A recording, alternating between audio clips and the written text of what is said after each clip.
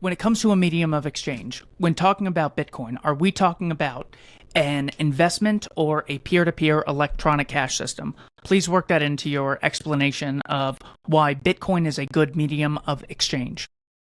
Yeah, so again, I think it's following this evolutionary path. So if you're looking for purchasing power stability in the short run, right, like to buy your groceries month over month at an expected amount of money, then dollars would actually be the best choice, right? If you want purchasing power stability in the short run, but if you're saving in the long run and you want that purchasing power to be available in 10 years, then dollars are the worst choice. Gold would be a better choice. Bitcoin is the best choice, at least over the past 10 years. So a medium of exchange, you tend to want something that's price stable in the short run, right? Purchasing power stable in the short run.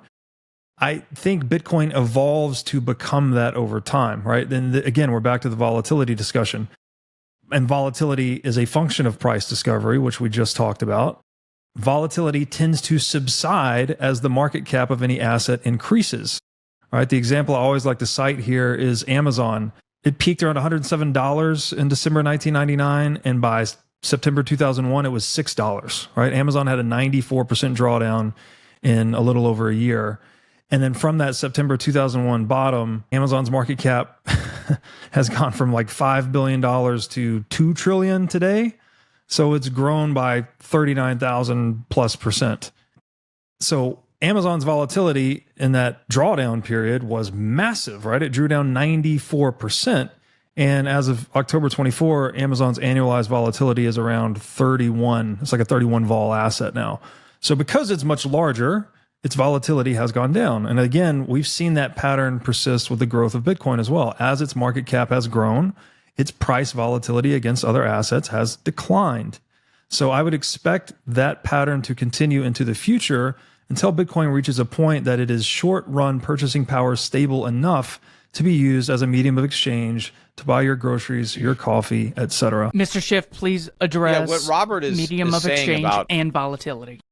Yeah, what Robert is saying about Bitcoin, its price, making it less volatile and de-risking it. Look, I was hearing the same nonsense in 2001 when Bitcoin first got almost to 70,000, and people were saying, "Oh, it's a lot less risky now at 70,000 than it was at 5,000. It's been de-risked now that it's widely accepted, and it's way up here. It's a lot safer. It's not going to go down. It's not going to be as volatile as it was in the past."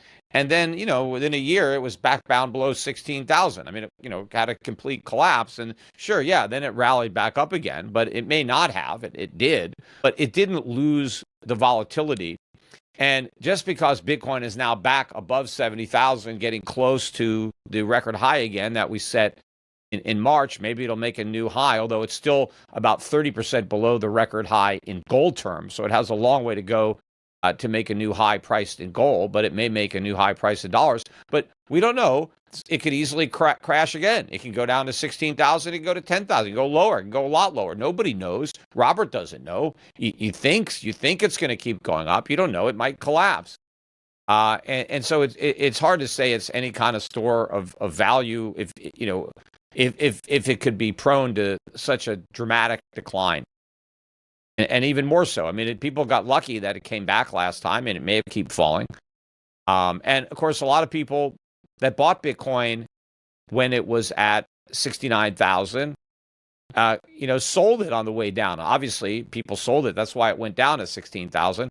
So a lot of people who are intending on holding it got flushed out because it was so volatile. They got out. They didn't want to take the risk anymore. So they salvaged what they had left. And then, they missed out on this rally. And now, and we'll see. Maybe some more people are FOMOing into it again because they're, oh, no, it's going to go to the moon. Look, it's going to 1 million. It's going to break out. And we'll see. We'll see how long it stays up here. Maybe it'll crash down again.